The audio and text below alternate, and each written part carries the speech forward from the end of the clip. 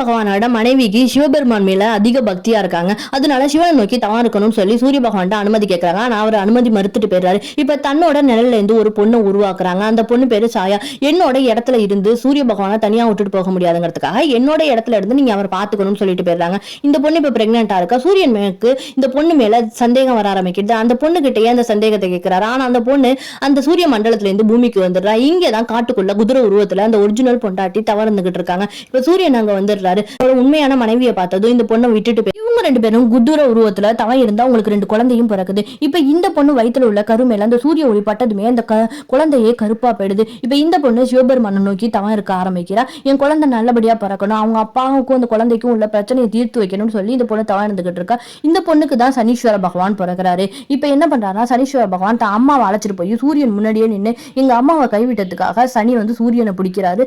சூரியனையே இப்ப கருப்பா மாத்திடுறாரு.